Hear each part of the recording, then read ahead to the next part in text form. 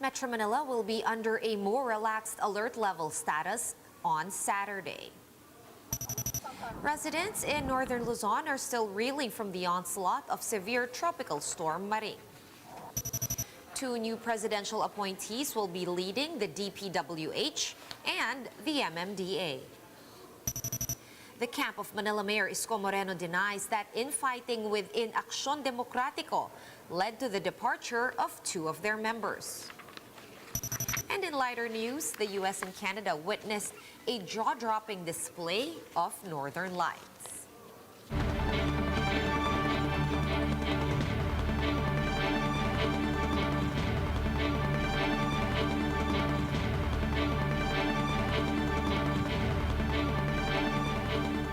Fast, focused, and fearless. Here's a roundup of stories we're watching now.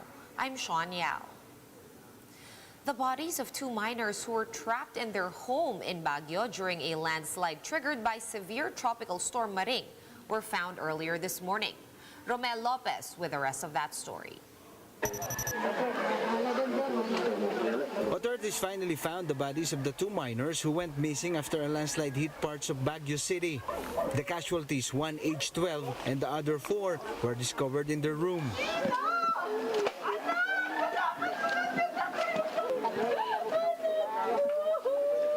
The mother of one of the victims, Marjorie Ocampo, said that the family was about to flee their home in Barangay Dominican Mirador last Monday when the landslide occurred.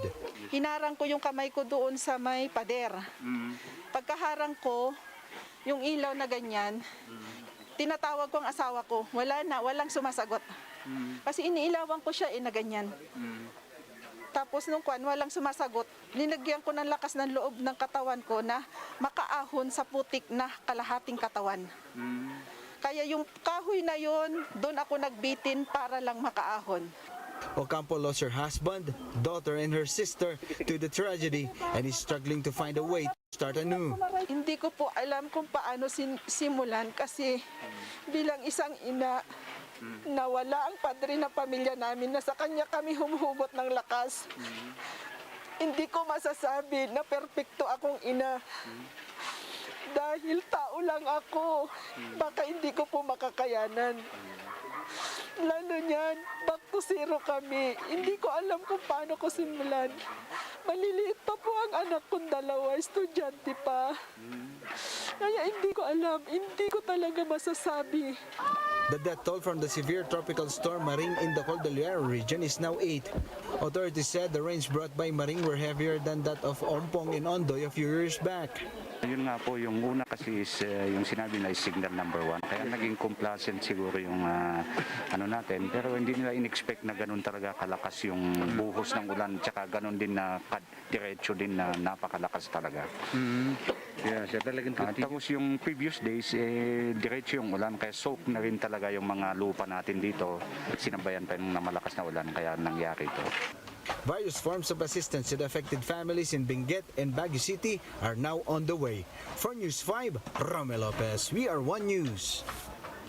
Maring also left a trail of destruction in other parts of northern Luzon.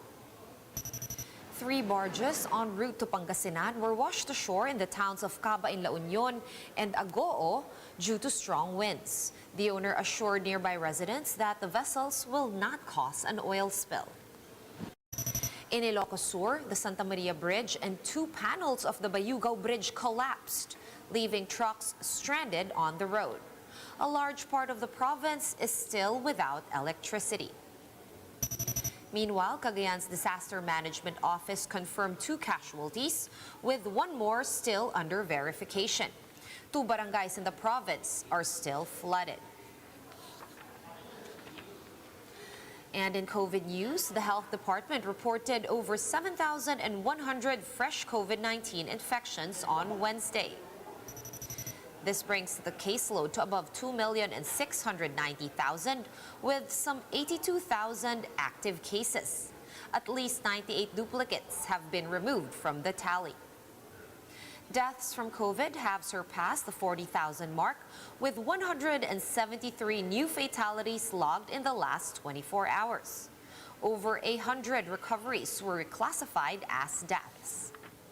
Some 6,800 patients survived the virus, bringing the total number of recoveries to 2,567,000. Over 14% of the 40,000 people recently tested for COVID-19 returned positive results. The DOH attributes the relatively lower number of cases to lower testing laboratory output. The IATF has approved the proposal to downgrade Metro Manila to Alert Level 3 status. This is effective from October 16 to 31. Some areas will also be put under modified ECQ status during the same period. These areas include Apayao, Kalinga, Batanes, Bulacan, and Bataan, as well as Cavite, Rizal, Laguna, Naga City, Zamboanga City, and Zamboanga del Norte. Meanwhile, 24 areas will be operating under GCQ with heightened restrictions until the end of the month.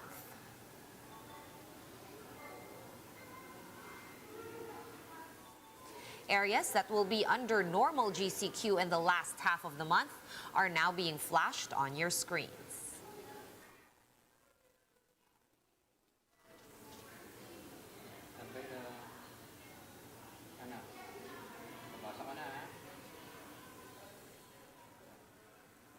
And President Duterte has appointed a lawmaker as the new Public Works Department acting secretary. Congressman Roger Mercado, the incumbent representative of Southern Leyte's Lone District, has replaced senatorial candidate Mark Villar. He was sworn in by Executive Secretary Salvador Medialdea, as seen in photos posted on social media by his brother, Governor Damian Mercado. Mercado is the vice chairperson of the House Committee on Public Works and Highways. Malacanang has also confirmed the appointment of Attorney Romando Artes as the new MMDA General Manager. He replaces Jojo Garcia, who has resigned in order to run for congressman in Rizal's 3rd District. We'll be back with more stories after this quick break. Stay with us here on One News.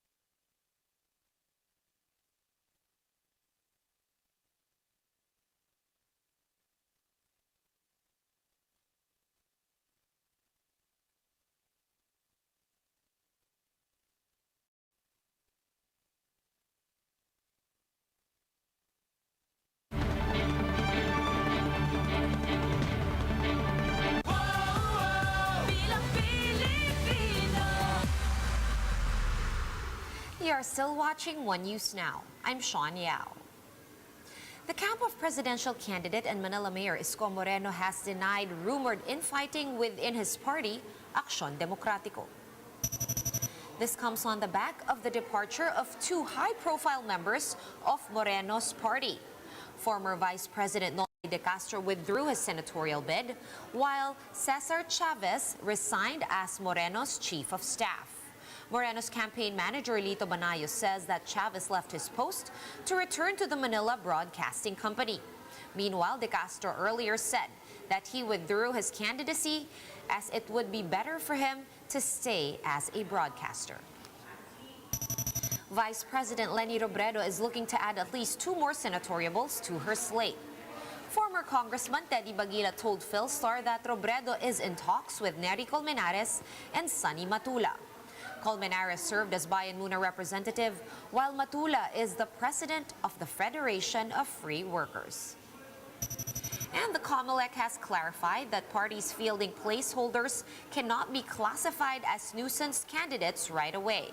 Spokesperson James Jimenez said the lack of bona fide intention to run needs to be proven before a candidate can be declared as a nuisance.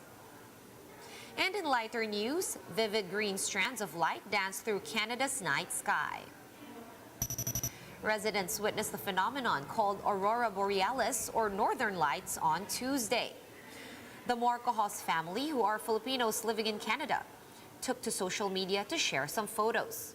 The beautiful display of light was also spotted across North America, even as far as the U.S. state of Iowa in the south. For more updates, visit News 5, The Philippine Star, and Business World online. Visit our website, onenews.ph, for more in-depth analysis. You can also catch One News on the Signal Play app. Register for a free account at www.signalplay.com and stream One News live anytime, anywhere. Masks on, wash hands, and stay safe, Philippines. I'm Sean Yao. We are One News.